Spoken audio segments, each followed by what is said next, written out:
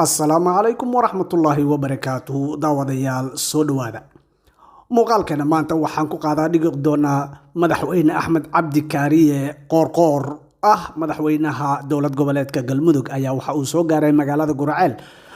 Guraceel oo waayahan la dhacayso colaado ka jira colaadahaas oo u dhaxeeyay dowladda federaalka iyo dowlad goboleedka Galmudug oo dhinaca iyo ciidamada ahlu sunna taasoo ugu dambeyn guusha ay ku raacday dowladda federaalka iyo dowlad goboleedka Galmudug colaadii oo soo gabagabowday 2 cisho ka hor ayaa waxa ku barakacay dad aad u fara badan iyadoo markii hore gobolka uu la dhacayay lana rafaadsanaa xaalad abaareed oo ka taagnay darteeda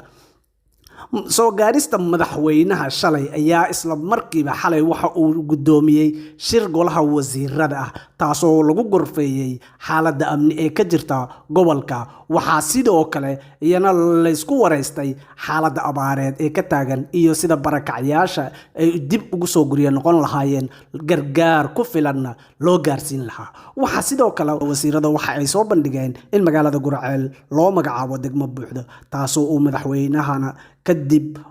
gorfayn iyo falanqayn kadib uu madaxweynaha qalinka ku doogay wasiiraduna ay ansixiyeen isla markaana lagu dhawaaqay haata wixii ka dambeeya magaalada Guraceel ay tahay degmo buuxdo oo kamid degmooyinka dowlad goboleedka Galmudug kulankii xalay madaxweynaha uu wasiirada la yeeshay kadib ayaa saake waxa uu madaxweynaha uu gaaf wareegay magaalada Guraceel isagoo kulan la qaatay bulshada reer Guraceel aqoon-yahanadood iyo waxgaradkooda